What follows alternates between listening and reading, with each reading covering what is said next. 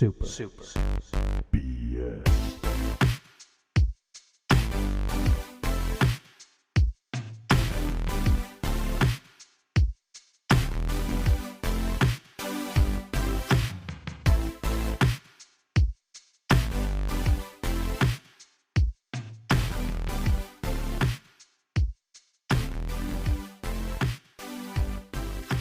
What's up, my doodlies? It's Brank here from Super BS, a podcast about video games mostly. We're back from the dead and ready to bake some bread.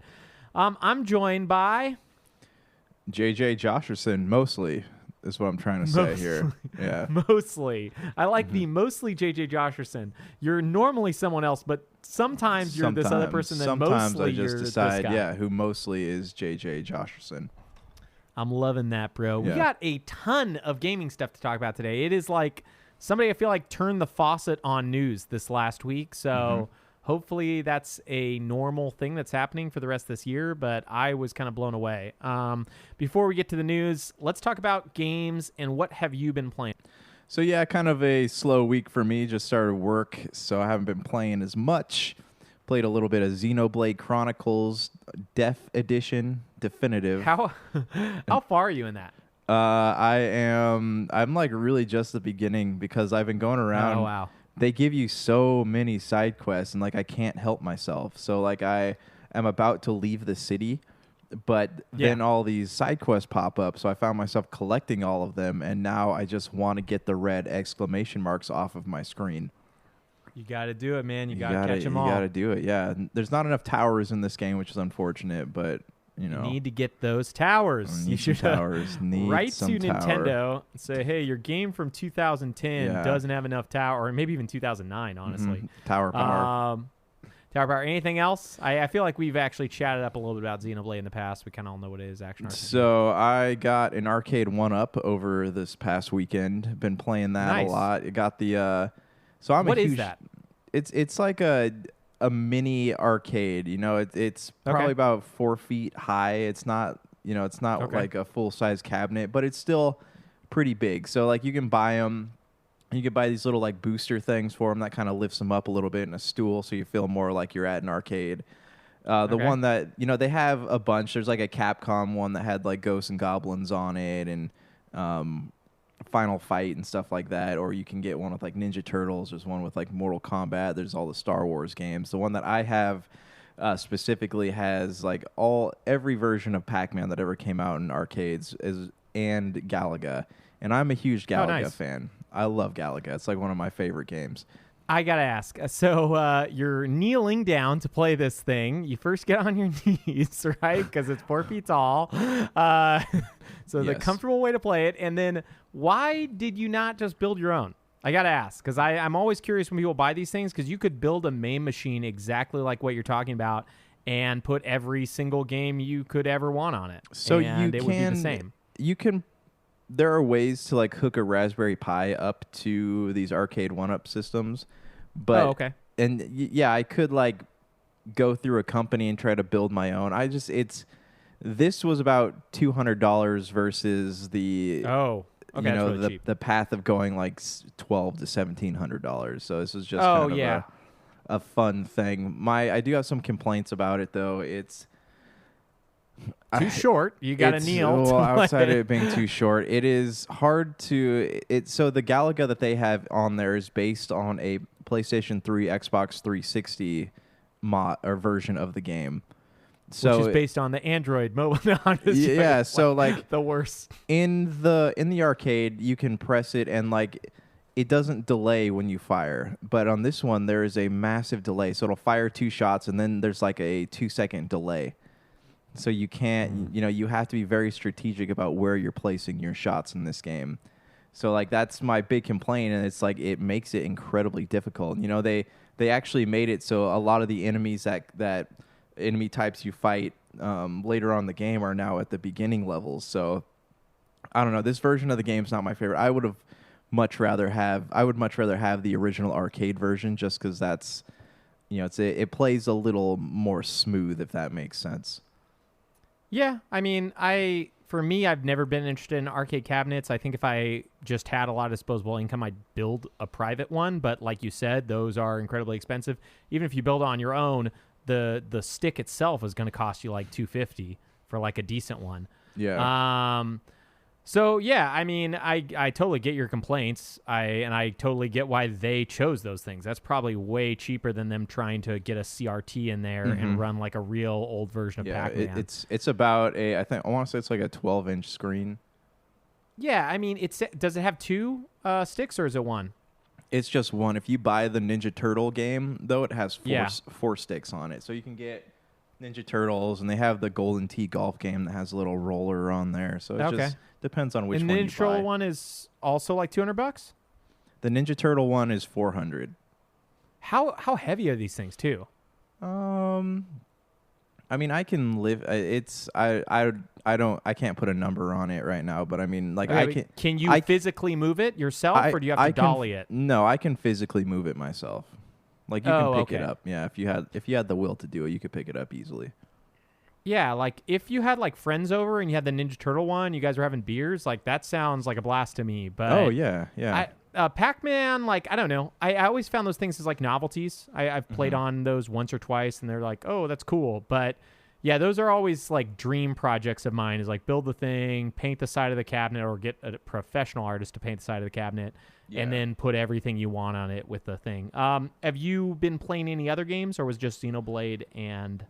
Just that? Xenoblade and the arcade. It's been a slow week for me. What are you playing though?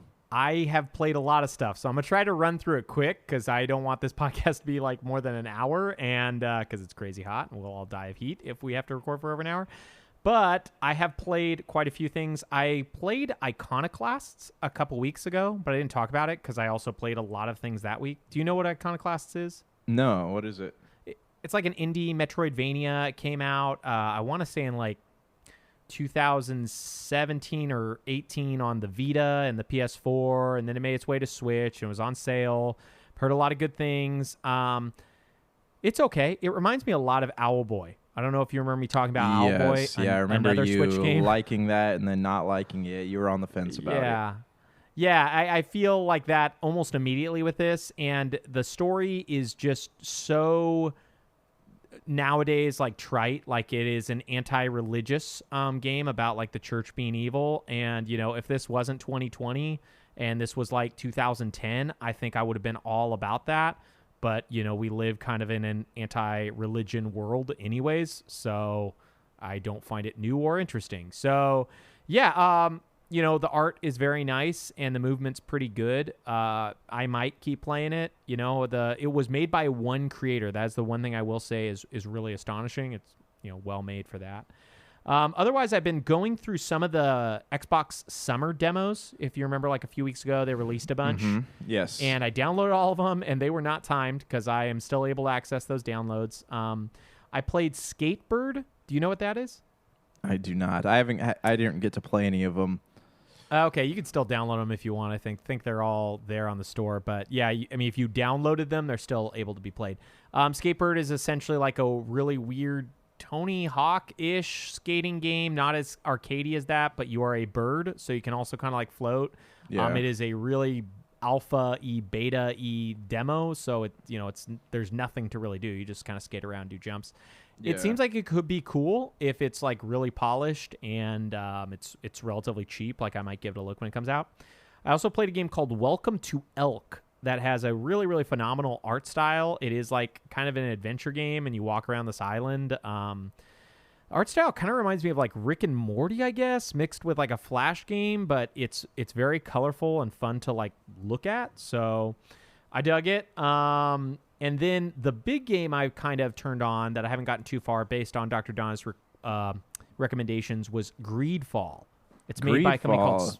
Yeah. Yes. Yeah. We've been talking about that. Yeah. Yeah. Big Dog liked it it was one of his game of the years of last year. Yep. It's good. It's really cool. I haven't gotten very far. It is a spiders game, so there is some jank.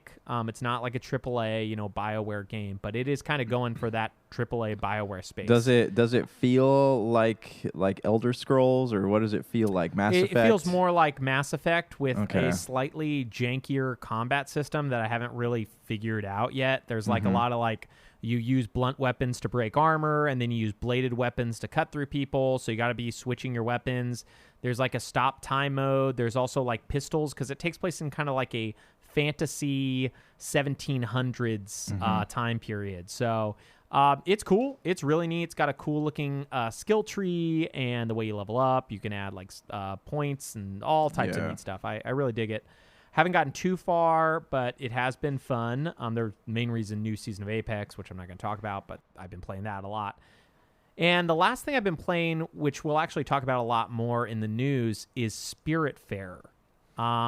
It came to Games Pass and Switch yesterday as part of like the Nintendo Indie World, and I dig it. It's by this company called Thunder Lotus Games. I had kickstarted their first game, Jotun, back maybe like, I don't know, 2014, about you're like a small Viking warrior princess and you go to Asgard or whatever. I really didn't get too far in that. But yeah, it's really cool to see. The artwork is just astonishing and beautiful, and everybody should give it a check. It's cool. It's not like a fighting game. It's like a kind of a Animal Crossing Harvest Moon style game, and you walk around, talk to people, and make them happy, and grow things, and cook things, and feed them, and you get more upgrades. They'll let you talk to more people, and you bring these spirits, and I haven't gotten very far, but I plan on like playing quite a bit of it. It's really good. But with that, man, I am ready to kind of head to the news. Do you have any other game playing things that you like to check in on? Yeah, I don't at the moment, man. But I know there's some cool stuff in the news going on.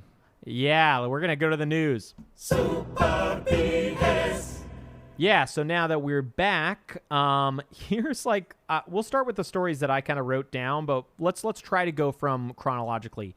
The big thing that happened almost right after we recorded last week was Halo Infinite got delayed out of 2020 entirely and into some point of 2021. I don't even think they've set a date yet.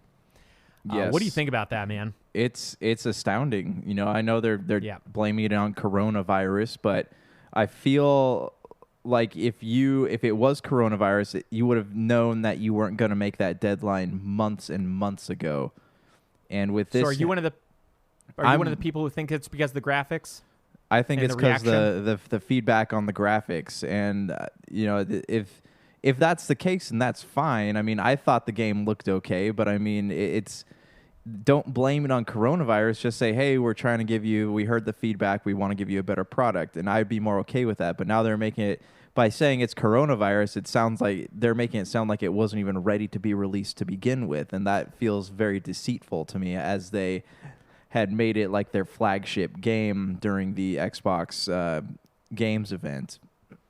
Yeah, there was a lot of weird stuff that we kind of knew about before this actual delay happened. Like, the multiplayer was not going to launch alongside the game. It was going to come later.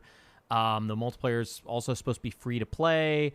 There's just a bunch of weird things. I definitely think the game probably wasn't ready, and they realized, like, hey, people don't love this. It's kind of difficult to get the work done.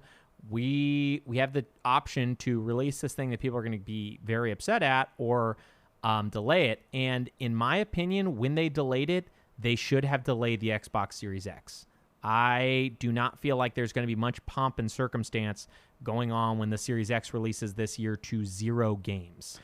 Yeah, well, they're already committed at this point. Like, that's the tragic thing about this. The Sony and Microsoft created this game, and now they have to play it. Yeah, it's amazing that neither of them been like, hey, let's push it back to next year. And not only that, when they delayed Halo, they then put a release month for the Series X. Supposedly it's coming out in November. I heard the rumor is November 6th. But, I mean, for me personally, I don't think I'm going to buy it this year. I mean, I don't know why I would, to play Assassin's Creed better or Cyberpunk better for $400 or $500. Yeah, it's not going to be a cheap thing. It sounds like I know you can get both of those games just on Xbox One, PlayStation 4. So yeah, you don't need the new consoles. Yeah, I mean, that was already known, but it was like, oh, we get a better Halo too.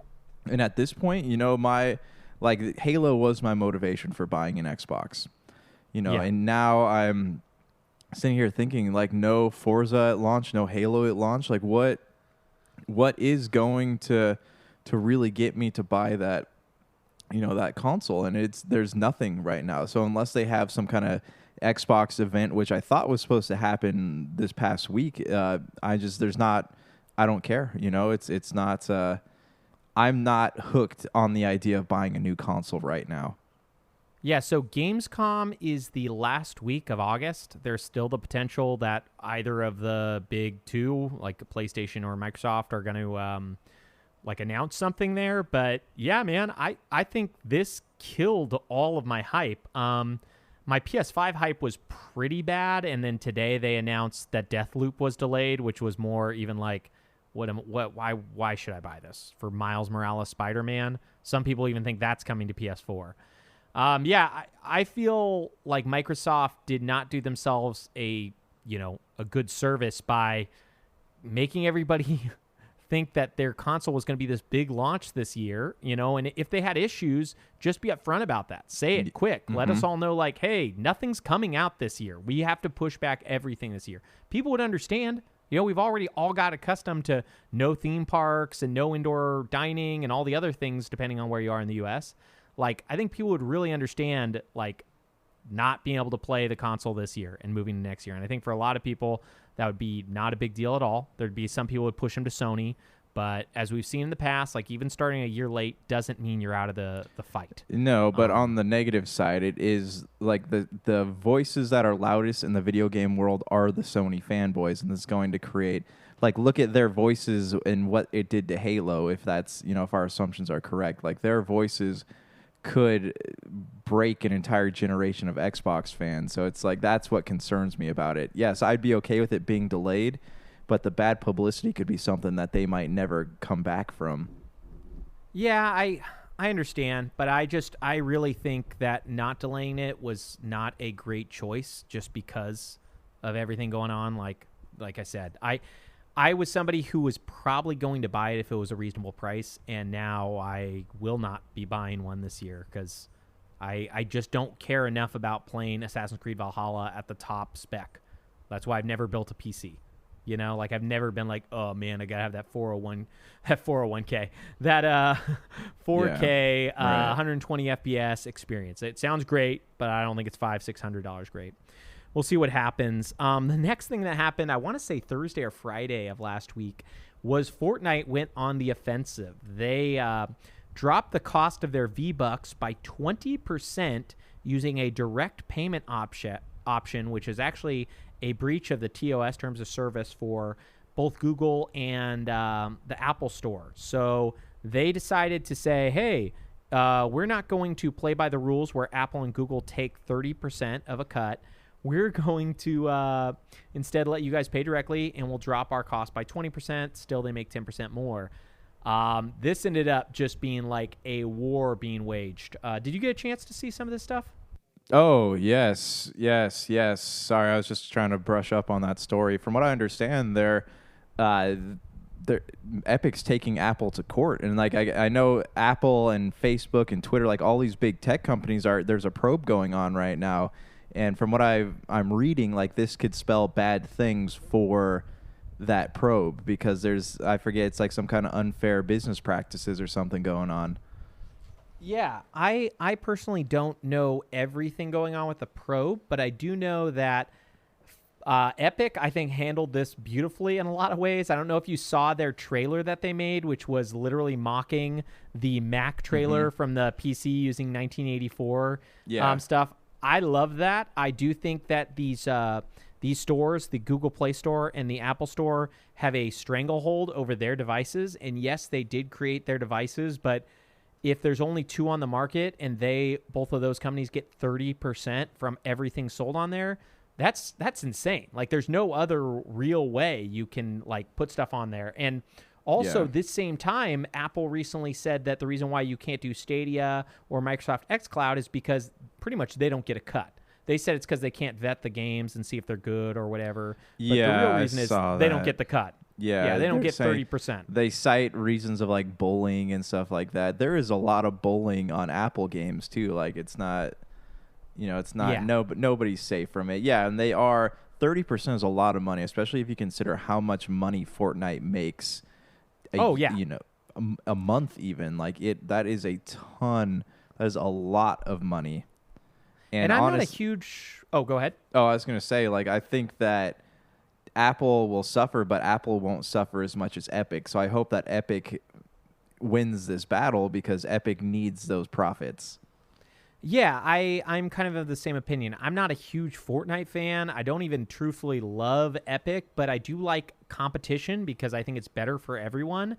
And I think what Epic's been doing, whether it's the 12% cut on their own store versus Steam's 30% or all this other stuff, I mean, honestly, it's like great consumer behavior. It could all be for like optics, but whatever the case, it's better for the people who are playing. So I can't help but support it. I hope they get what they want, and I hope Apple and Google have to allow other people to do stuff if they want to either open up things, because you can't legally side-load apps onto your phones, onto your Apple or Google Play.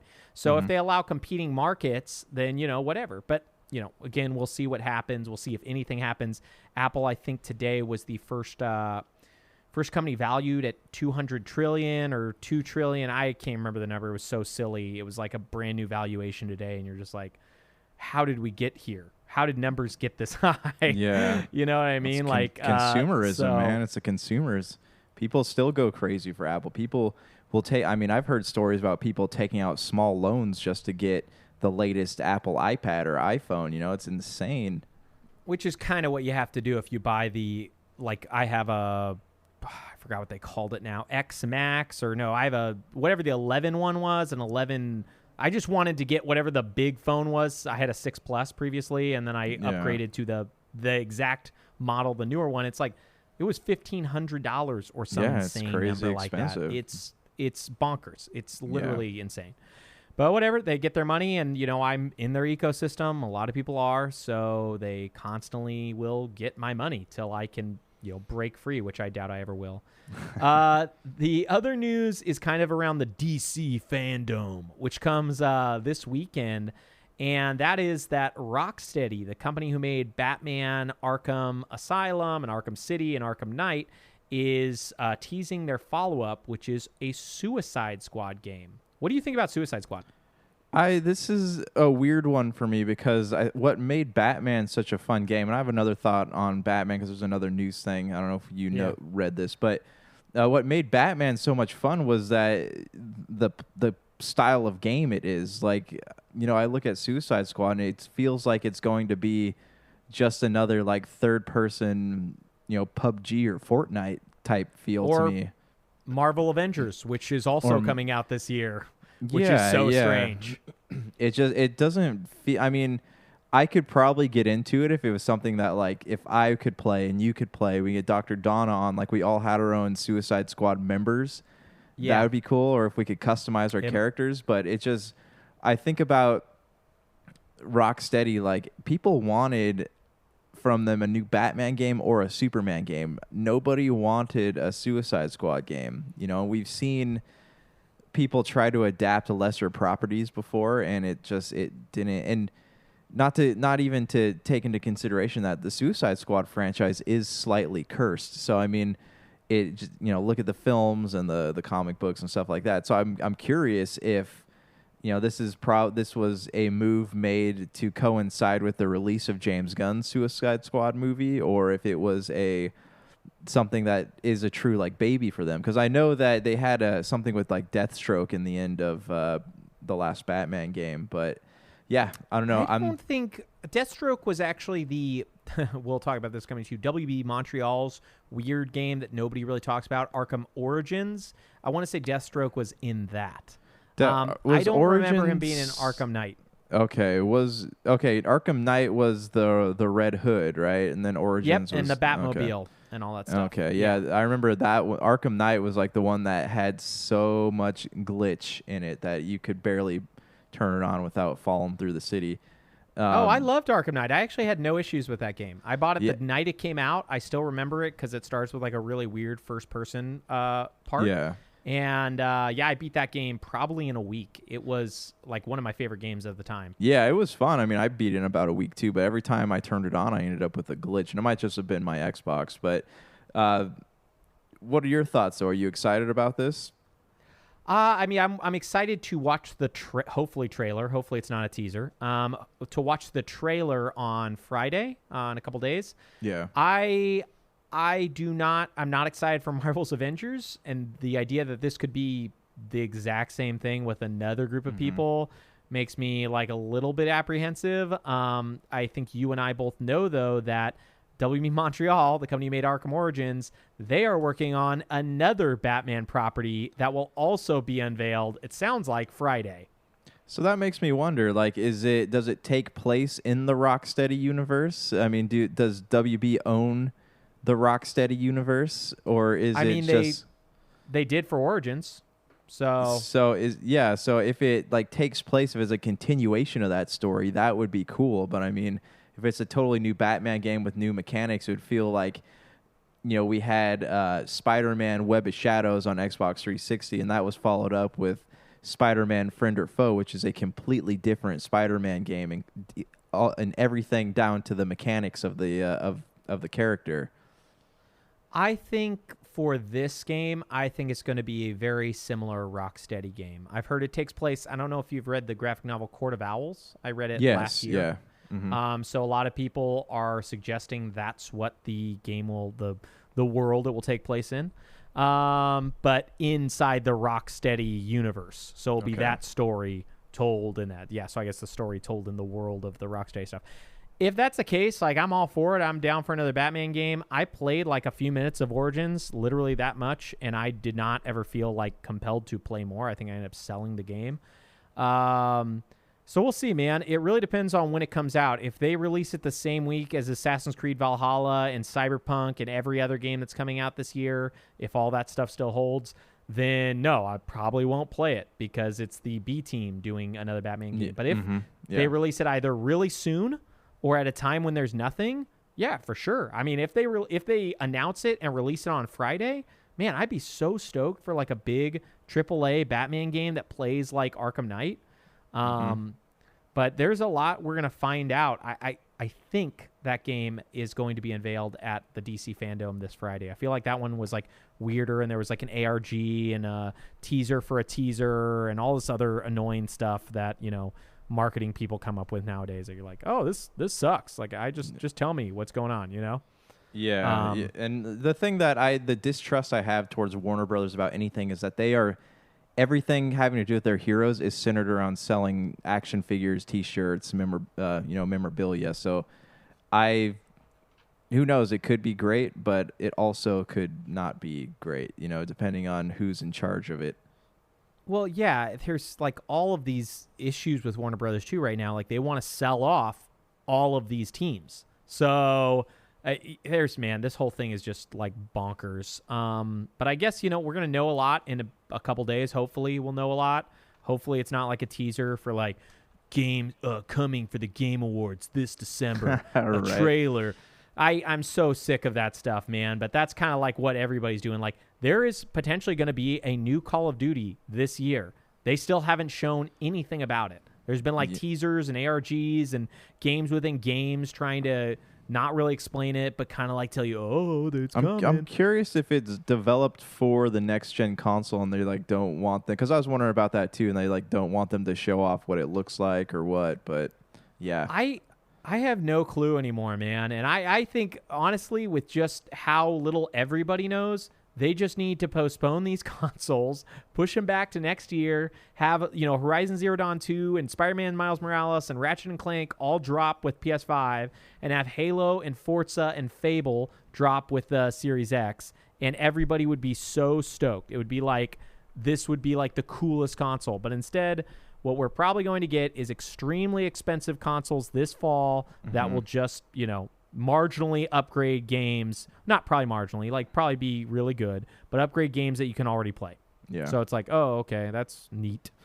I guess the real big news, though, happened yesterday, for me at least. The Nintendo Indie World. Did you get a chance to watch it? So I didn't get a chance to watch it, but I've been reading about it. Like it sounds like there's a few cool things that got mentioned with that. And you had said that there's possibly going to be a main direct, right? In a week or two. The rumor was, whoever gave the rumor was that this was going to happen this week, and then they would do a bigger showcase of something. They didn't say direct exactly, but rumored, some type of trailer thing the following week. Now, we won't know because, that so many of these, there's been like direct rumors, I feel like, for every single month this year. Mm-hmm. And obviously none of them have happened. So, but yeah, let's go over a couple of these games. I didn't write down all of them because it was quite a few, and I don't think a lot of them are worth talking about. But we'll start with the first one because I think it's definitely worth talking about. Hades. Did you get to see this game? So I haven't gotten to see any of the trailers yet. So it came out on the Epic Store, I think 2 or 3 years ago. When the Epic Store launched at that Game Awards, they released this game with it, Hades. It's like an action RPG. It's a roguelite. It's made by Supergiant. The people made Bastion and Transistor and Pyre. And it's supposed to come out fall 2020. I've heard nothing but great things about it. So like I'm all about it, man. When you get a chance, you check it out. I think it's like probably the best thing from the showcase. The next thing they talked about was Hypnospace Outlaw. Do you know what that is, or? No. Sorry, I'm trying to see the Hades. Yeah. Oh. Hades. Okay. Yeah, it's cool. Yeah, we'll probably talk about it a lot more because it's coming out in fall. It's probably the only one that I'll actually buy the minute it comes out because it's supposed to be really good. Hypnospace Outlaw though it's like a 90s. So the game takes place in what would be like a 90s social media site, like a Zynga or like a MySpace. At it right now. It looks like it. Yeah, it looks like a MySpace. Like you have the friends at the top, and there's chat dialogue boxes. And so it's like a point-and-click adventure game. I'm kind of interested in it. It comes out in August 27th, so I guess in a couple weeks, and it's free for Games Pass. So like. It was a Switch showcase, but it actually got me checking up, like, which of these are coming to Games Pass, and a couple of them did. The other one was Spiritfarer, which came out yesterday. That's the one I talked about. It's really, really good, and it's from that Thunder Lotus Games. Next one I wasn't super excited about, but I thought it was worth mentioning, Card Shark. I don't know if you saw the trailer. It sounds like you didn't watch the trailer for these. Card Shark is like a weird poker-esque game. Wait a second. Sorry, Spiritfarer is something they showed a long time ago. Time ago. Yeah, I remember I really wanted to play this one. Yeah, they showed it off, I want to say, at an Xbox showcase because it was coming to Games Pass. Yeah. So is it out? Can I buy it? Yeah, you can play it for free on your Xbox, or you could pay $30 and play it on Switch, whatever you want to do. I've been playing it for free. Yeah, Card Shark is a neat looking... I don't know how to explain it. I guess what you're supposed to be doing is playing poker, but at the same time, like, playing it illegally by, like, using cards, and if people catch you, then they shoot you. It was a really weird trailer, but it was one of the more well-produced ones. That's why I brought it up. After that was Garden Story was a little bit earlier on in the conference, but Garden Story looked pretty neat, like a top-down Zelda-y style game. I think it's also like a Harvest Moon style, sim farming, things like that. I don't have a ton to say. It looked kind of interesting. The next one that I want to talk about, I will probably pick up very soon. It's called A Short Hike. Have you heard about it? A Short Hike? Yeah, it came out actually last fall for PC, and I had heard great things. It's like $7, and the gameplay is just you kind of walk up a mountain, a short hike, and you get different abilities, and you can like jump and fly because you're a bird. And it's like all animals, and it looks pretty great. It's super dirt cheap. It's like $7, I think, on Switch. It looks, I don't know. I mean, it looks wacky, but it looks like it's fun. Yeah, like I'm very excited. And that also dropped yesterday. That was also one of the shadow drops. I love the animation on here. Yeah, it's really cool. Kind of like an N64 game, but a little bit smoother, or like an original DS 3D game. This next one came out on Apple Arcade last year. It was called Grindstone. It's coming to Switch this year. I assume Apple Arcade's a 1-year exclusivity because a couple of the games are coming to Switch 1 year after Apple Arcade launched. This and Oceanhorn 2. Grindstone is like, I don't know how to explain it because I'm sure there's a lot of games like it, but I haven't played many. You kind of like try to match as many of the same color up as possible. Oh, yeah. By using a dude, and you'll be able to attack guys if you can get the same colors. I got 1 month of Apple Arcade and played it a lot. It was really, really fun. I don't think I'll pay for it on Switch, but it's worth playing if you haven't tried it out yet. Okay. And then they ended the showcase with Goose. You know the Untitled Goose game? Yeah. Yeah, they ended with the announcement that they're gonna have co-op in September. I saw that. Yeah. I think like we should play that. It's part of Games Pass, and I think if the co-op comes to it for free, it would be totally worth playing because Goose Game was fun, but a lot of the issues I had with it are just it's it's a lot more challenging than it is just fun. So you're kind of like, oh, I got to get this guy, and every time I bring it around, he comes after me. But if you have 2 geese, and you're like walking around and you're helping me grab the thing while I'm distracting the gardener, that could be kind of fun. Goose bullies, man. Goose bullies. Did you get a chance to play that? It's on Games Pass. I played like 5 minutes of it at my nephew's house. Like it's fun. It's weird. It's really weird. It reminded me a little bit of the Goat Simulator. Yeah, it's like that. I mean, Goat Simulator always looked more fun to me than Goose Game is, but I would kind of put them in that same ballpark too. I think they're kind of just like a go around, do a thing. So that's kind of it for the news that I had. Did you have any other articles or anything that was worth discussing? No, I thought that there was going to be an Xbox conference this week, but I guess it didn't happen. So, so Gamescom is the end of the month. I think if anything happens, it's going to happen then. That's every Xbox used to do a Gamescom show every year. Yeah. So we'll see. Maybe they're going to do that. They need it. So you guys know that recently we've been doing top 5s for exclusives for all the consoles. Next year we will do our top 5 games, not exclusive to consoles. But this week we're rounding out the big 3. Last week we did Sony. The week before we did Microsoft. Now we're doing Nintendo, the top 5 Nintendo games for this generation. Yeah, with predominantly Switch. Switch is weird because they had a lot of the stuff came out on Wii U, but I still think you can put in your top 5 on Switch because who played Wii U, So yeah, man, do you have any honorable mentions to kick us off, or do you want me to go first? Ooh, honorable mentions. I don't have. I just did 5. I don't have any honorable mentions. Okay. Oh, actually, I want to give an honorable mention to Luigi's Mansion. You got it? I didn't get it, but I mean, I dabbled with it a little bit. Okay.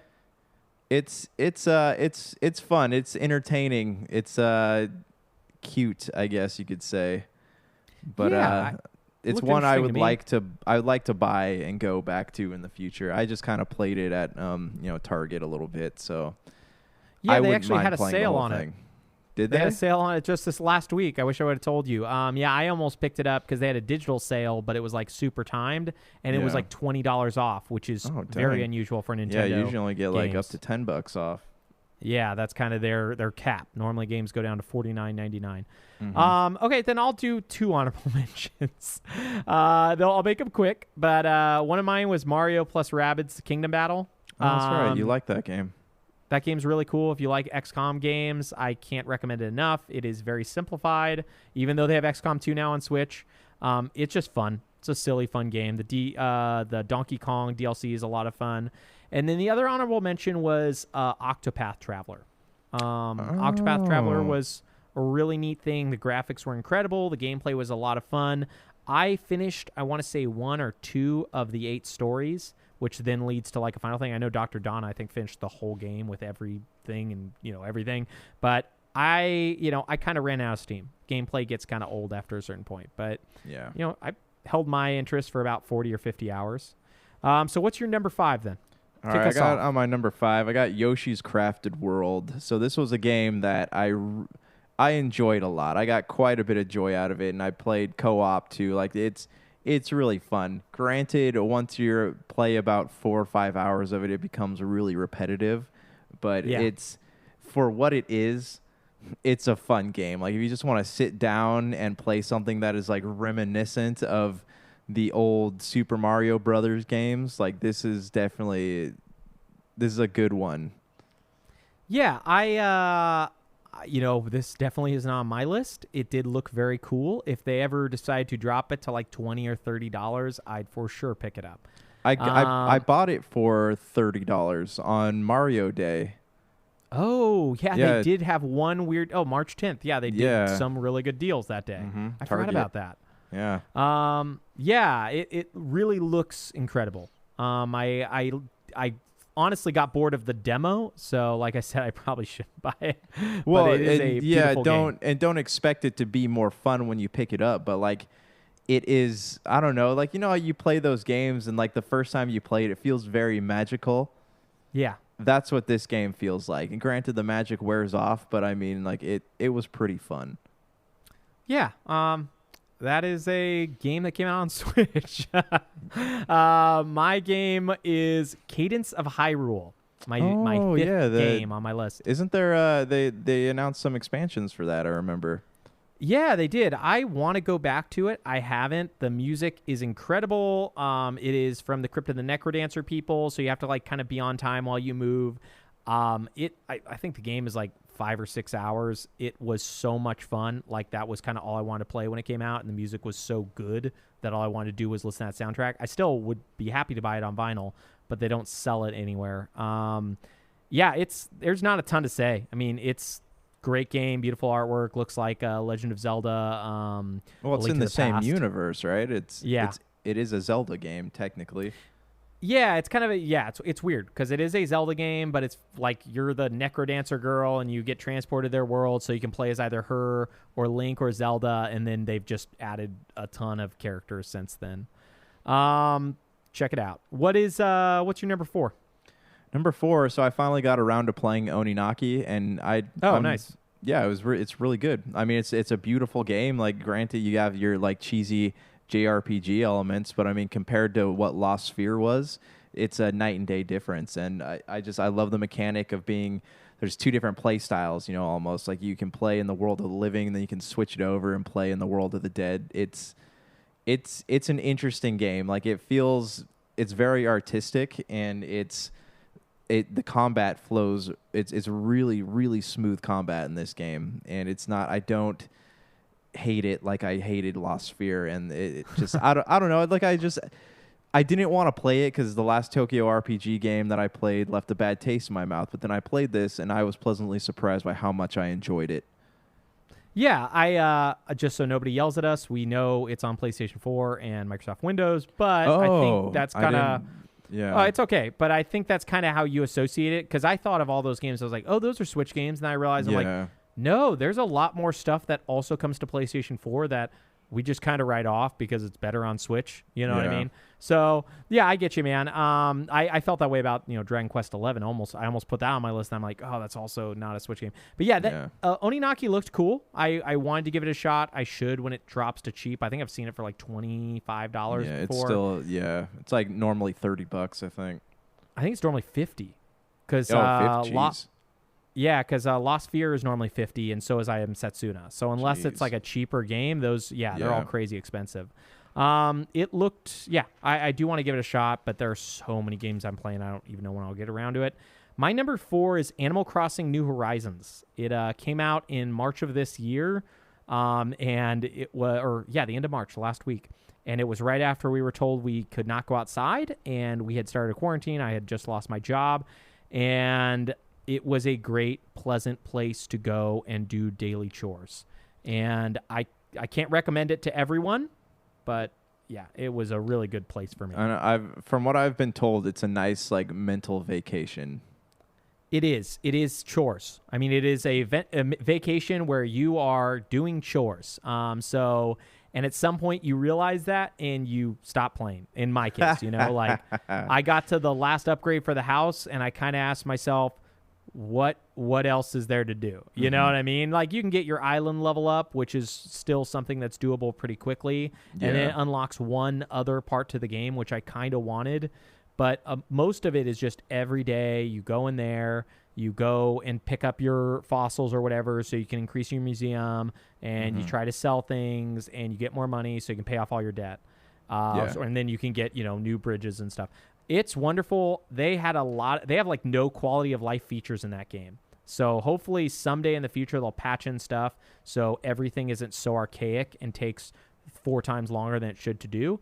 Yeah. And at that point I'll probably jump back in. What's up? Oh, I was going to say, people are still buying the game, though. I mean, it's insane.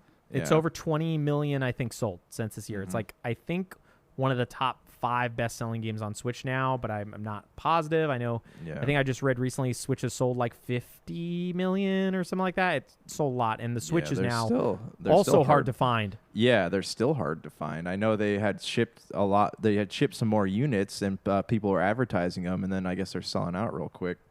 It is a bonkers world, man. But for a while there, I guess a ton of people have way too much money and no idea what to do with it. What is your number 3 game? So number 3, I got it's actually a new one, and it's also on Wii. I know, Xenoblade Chronicles. Yeah, we've never heard of that game. Tell us, what is a Xenoblade Chronicles? Well, you live on 2 giants that used to fight each other, but now have turned to stone. One giant is a place where machines live. The other giant's a place where people live. You got a magic sword that slices through robots. Got a bunch of Japanese anime-looking characters that talk with Australian accents. It's everything that a good game needs, Yeah, I like this. I like this bro discussion of an anime game. Yeah, it is a...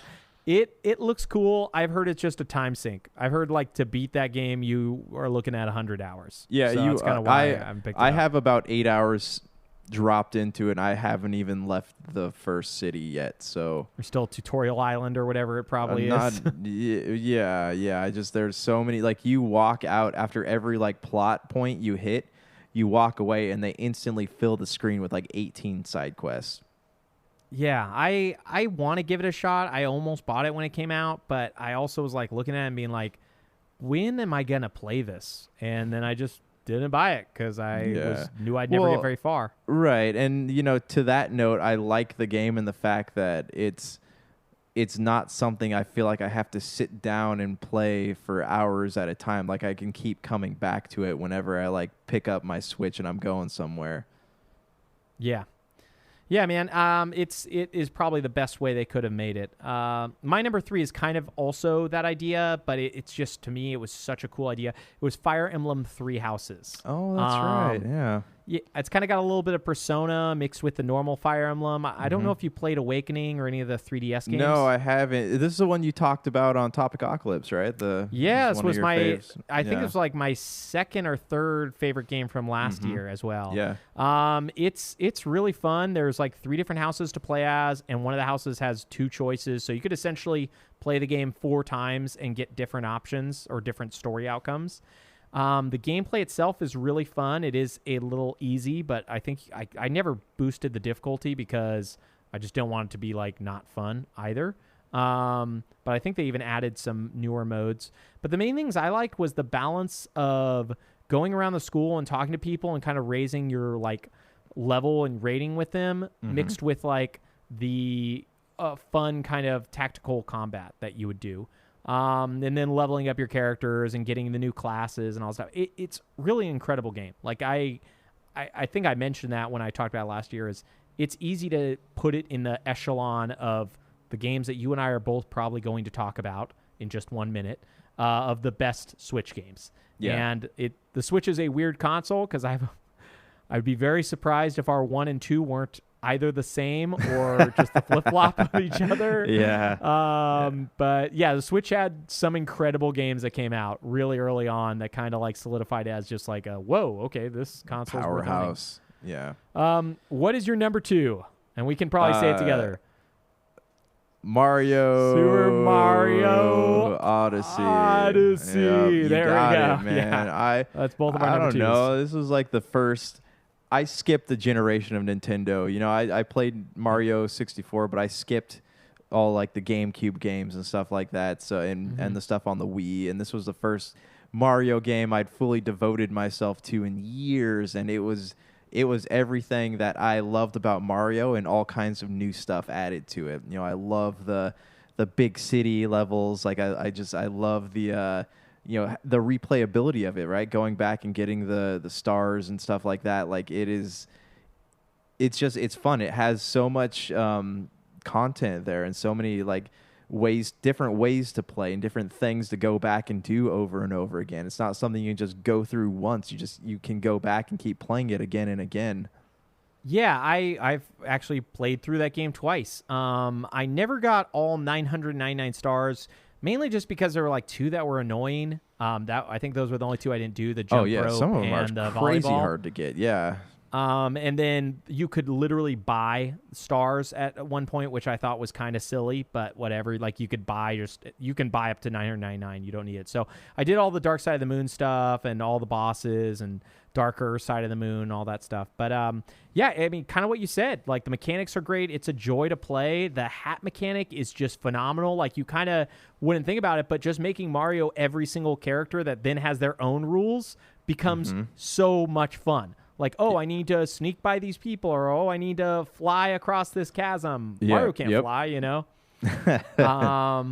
Yeah, it's a phenomenal game. I really hope we get a sequel. I don't know if we will. I was hoping they would at least release DLC or something, because I could go for a Mario Odyssey 2. Yeah, everyone was talking about that when the game came out. I thought they were discussing it. I don't know if there are any plans for it. I hope they do. Nintendo doesn't have a huge history of releasing sequels, like direct sequels. Like I think the only Mario game that has a direct sequel that's been 3D is Mario Galaxy 2. Yeah. I really hope they do for this. I really hope they do, just because it was so much fun. I would be so sad to only have one experience in the Mario Odyssey. Well, the universe. the setting of the game is what, like the settings of the game is what makes it so fun.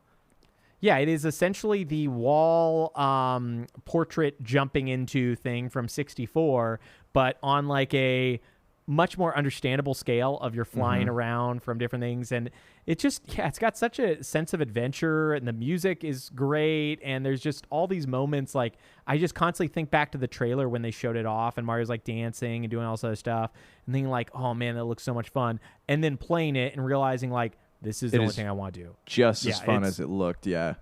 Yeah. And since you gave our number 2, I'll give our number 1. 3, 2, 1. The Need Legend for Speed. Of Zelda. Oh, sorry. Legend of Zelda Breath of the Wild. Speaking of sequels, that is one of those games that is getting a direct sequel, and I am so happy because like Mario Odyssey, like I haven't felt this type of experience where I just wanted to go into a world and explore and see what's hiding around the next bend or find a shrine, which was an ingenious thing, like a super fun puzzle room essentially that you use to get more abilities and things like that, or to become stronger or increase your like power. And it's the game, it's like Disneyland. Like every hill, like I'd want to shut it off, but I just want to go up to the top of that hill, see if there's a shrine there. Or when you'd find a village, you'd just be like, oh, this is so cool, it's so neat. Like you don't know what to expect, and everything's new. And oh man, I love that game. I recently replayed it. I assume it's your number 1 as well. What do you think about it? I fell in love with that game within 10 minutes of turning it on, you know, and like this is the only game like I have a weird history with Zelda. Like if I don't love it within the first 15 minutes of me playing, I usually shut it off. And you know, that happened with Twilight Princess, I think was the last one I played. Long tutorial with Twilight Princess. Right. So with this one, like the tutorial was super short, and so I could just kind of get in there and play. Loved being able to glide, and this was the first game ever, you know, and I do enjoy RPGs, you know, I enjoy the open world aspect of games. This was the first game that I truly wanted to explore every inch of the map. And, you know, I would see like that, there's a shrine over there, but I can't just walk up to it. I have to climb this mountain. I have to like buy clothes to keep, or craft clothes to keep me warm or keep me safe from the fire. It was so much more than just exploration. Like they made you uncover certain aspects of the game if you wanted to fully explore it. And I think that is something that very few games do. I don't know. I guess my one complaint would be like there's no voice dialogue, but I don't think we'll ever get something like that in a Zelda game. But it still gives it character, though. I really, really loved the little machine things running around, and the Guardians. The Guardians, yeah, because like they were so hard to beat, but then once I figured out how to do it, is a lot easier. But my favorite part of the game is the boss fight with Ganon, because you can't just fight him in one style. You have to do 3 different things to defeat the 3 different forms of Ganon, and I think that was genius, because it really made the boss fight feel less stale in the end. Yeah, and how cool was that where, like, if you wanted to fight Ganon immediately, you could. I mean, the only benefit for awakening the Divine Beasts and fixing the world was that your last boss fight's going to be way easier because they're going to be helping you. Yeah. I've seen speedrunners do that. I don't know if I wanted to absorb the entire game. I don't think I'm skilled enough to go straight towards Ganon. Yeah, I think I did like 90 of the shrines or 80 of the shrines without any type of help, and then I used a guide to get the remaining 30. That's a game that was just so much fun that like I didn't want it to end, and it was perfect because it came out right when the Switch came out, so there wasn't like a lot to play. So that's kind of I played that for about almost 2 months, man. It's wonderful that probably next year, hopefully, around this time, we'll either have played the new Breath of the Wild 2, or it will be coming in like a few months from now. It's still probably going to be a 2021 game. I was really hoping for 2020 originally before, the world started catching on fire and everybody went crazy. But yeah, man, we are almost at the end of a very strange year for gaming, but it's fun to look back and just see how many great games there are. And like, if you have the time just to like, go back and play them, like if there's somebody who listens to this who bought a Switch and you're like, I don't know what 5 games to get. These 5 games that we all mentioned are just great. Or I guess we mentioned like 8 games because we had the same top 2 and then we had a different bottom 3. Mm-hmm. But remember, anything with Fast and the Furious in the title is an hands down buy automatically. Yeah, all golden Fast and games. Furious Crossroads is the... Yeah. There's one thing we expect you to understand here by listening to Super Yes. You get your Croc and you get your Fast Furious Crossroads, okay? Yeah. Why else does this podcast exist? Yeah, we are a Fast and Furious Crossroads fan cast. We meet every week to talk more and more about that game because it's like an onion, man. There's so many layers to it. I can't wait. Yep. Tune in next week. I'll show you my Vin Diesel tattoo. Nice. Yeah, hopefully next week we'll have some stuff to talk about with this Batman junk, man. I mean, as long as he's a DLC character in Fast Furious Crossroads, that is. Which we'll talk about anyways. Okay, my doodly. I will talk to you soon. Peace. Late. Oh, yeah.